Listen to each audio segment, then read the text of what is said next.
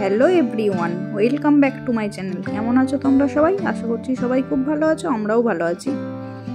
আমরা সিঙ্গাপুরে নেমে গেছি। এখন 6টা সাড়ে 6টা মতো বাজে সকাল।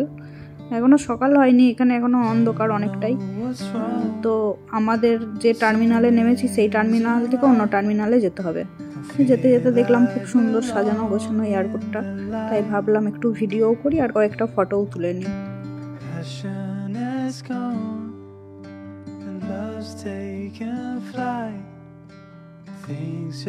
আমরা টার্মিনাল 1-এ নেমেছি আর আমাদের যেতে হবে 2-এতে। তো তার জন্য স্কাই ট্রেন চলে এখানে, ওই স্কাই ট্রেনে করেই যেতে হবে। তার জন্য আমরা এখন বসে আছি, 2-3 মিনিট পর আসবে দেখাচ্ছে। ওখানে অনেকে লাইনও দিয়েছে আর আমরা এদিকে বসে আছি। যেমন লাগছে সিঙ্গাপুরে নেমে। ঠান্ডা লাগছে। আমরা স্কাই ট্রেনে চেপে পড়েছি আর প্রচুর ভিড়। ভেবেছিলাম একটু ভালো করে ভিডিও করব। এটা একটা মজার ব্যাপার হলো, এটার কোনো ড্রাইভার নেই, ড্রাইভার ছাড়াই চলছে, অটোমেটিক। সেই জন্য ভেবেছিলাম ভালো করে একটু ভিডিও করব, কিন্তু তো হলো না সেটা। আমরা টার্মিনাল 2-এতে চলে এসেছি আর এখন এখান থেকে অনেকটাই হেঁটে যেতে হবে আর হাতেও এখনও অনেকটা টাইম আছে। তো ভাবলাম যে একটু ঘুরে ঘুরে দেখতেও যাই। এত সুন্দর সাজানো গোছানো এয়ারপোর্টটা, দেখতেও খুব সুন্দর। আর যেহেতু আর লাগেজের কোনো ঝামেলা নেই, সেজন্য শুধু সিকিউরিটি চেকিংয়ের ব্যাপারটা আছে। তো এখনও হাতে অনেকটাই টাইম আছে।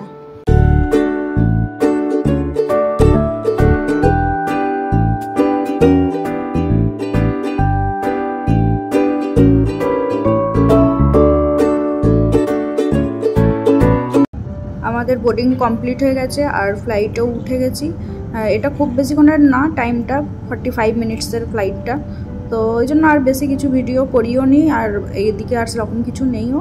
এই জাস্ট এখন সমুদ্রের ওপর দিয়ে যাচ্ছি বলে ভাবলাম একটু ভিডিও করি। দেখতে খুব সুন্দর লাগছে।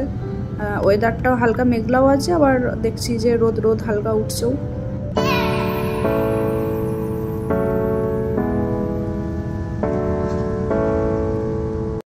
আমরা ফ্লাইট থেকে নেমে গেছি আর বাইরেও চলে এসেছি। এখানে সুমনের নাম দিয়ে দিয়েছে, তো সুমনের জায়গায় নামটা ভুল করে অন্য কিছুই দিয়েছে।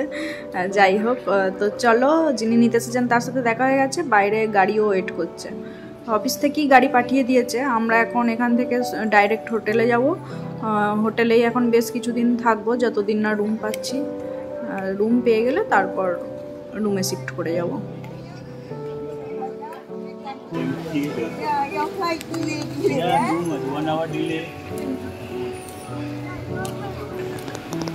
চলে এসেছি আমাদের গাড়ির কাছে আর উনি হেল্প করে দিচ্ছেন লাগেজগুলো তুলে দিতে।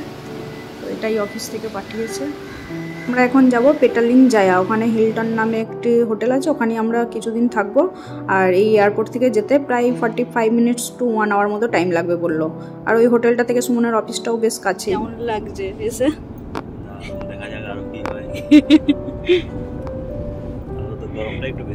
হ্যাঁ, ভালো রকম গরম। এখন দুপুর 12:30 মতো বাজে। বাইরে খুব রোদ আর গরম। আর আমাদের আজকে এয়ারপোর্টের ভেতরে অনেকক্ষণ টাইম লেগে গেছে, মানে নামার পর থেকে। ইমিগ্রেশনের ব্যাপার ছিল, সেখানে অনেকক্ষণ টাইম লেগেছে, লাগেজ নেওয়া। তারপর যে টার্মিনালে নেমেছি সেই টার্মিনাল থেকে অন্য টার্মিনালে যাওয়ার ছিল, তো সেটা বাসেতে প্রায় 10-12 মিনিট টাইম লেগেছে। তো সব মিলিয়ে সব কিছু ভালোভাবেই হয়ে গেছে। যাই হোক, খুব ভালো রকম একটা অভিজ্ঞতা। এইদিকে রাস্তাটা দুর্দান্ত, শুধু সবুজে ভরা আর মাঝখান দিয়ে কি সুন্দর যাচ্ছে গাড়িগুলো, দারুণ লাগছে দেখতে। আমরা হোটেলে পৌঁছে গেছি আর লাগেজগুলো ওনারাই নামিয়ে দিচ্ছেন, বললেন যে ওনারাই নিয়ে আসবেন আমাদের চলে যেতে।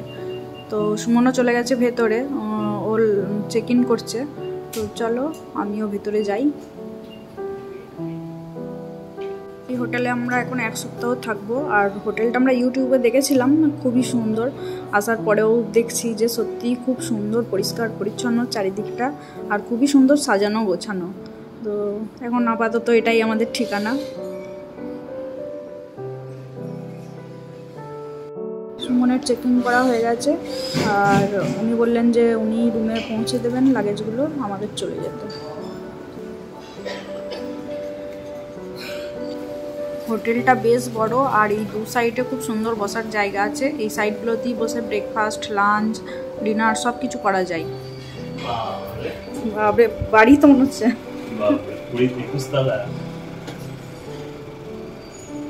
তো এই দুটো কার্ড দিয়েছে, এই কার্ডগুলো টাচ করতে হবে, তারপর যে ফ্লোরে যাবে সেই ফ্লোরে যাওয়া যায়। তো আমাদের 8 ফ্লোর। তো আমরা 8 ফ্লোর চলে এসেছি, আর আমাদের রুম নাম্বার হচ্ছে 863।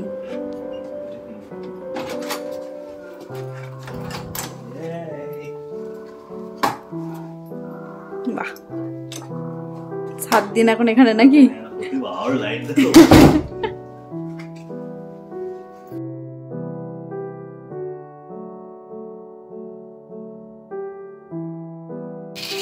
বাহ, রাস্তা দেখা যাচ্ছে।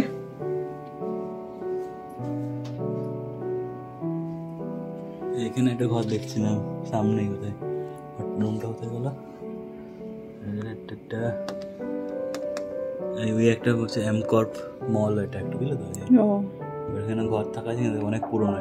আমরা লাগেজগুলো সব রুমে রেখে একটু ফ্রেশ হয়ে বেরিয়ে গেলাম, কারণ খিদে পেয়ে গেছে খুব, আর দুটো সিমও কিনতে হবে। তো সামনে অনেকগুলো দোকান আছে দেখেছি, রাস্তার অপোজিটে অনেকগুলো দোকান আছে, ওই দোকানগুলোতেই যাব। আমরা অনেকগুলো দোকান ঘোরার পর ফাইনালি এই 7-Eleven এই দোকানটাই এলাম, আর এখানে এসে আগে দুজনার দুটো সিম নিয়ে নিচ্ছি, আর আমি একটু ঘুরে দেখছি যে কি কি পাওয়া যায়। দেখছি যে ইন্ডিয়ার মতো সবই আছে, কোনো অসুবিধা হবে না। তো চলো সিমটা নিয়ে নিই, আর তারপর আমরা কিছু খেয়ে রুমে ফিরবো। আমার ব্লগটিও আজ এই পর্যন্তই। যদি ভালো লেগে থাকে do like, comment, share and subscribe করে দেবেন। দেখা হবে খুব তাড়াতাড়ি অন্য আরেকটা নতুন ব্লগে। Bye bye.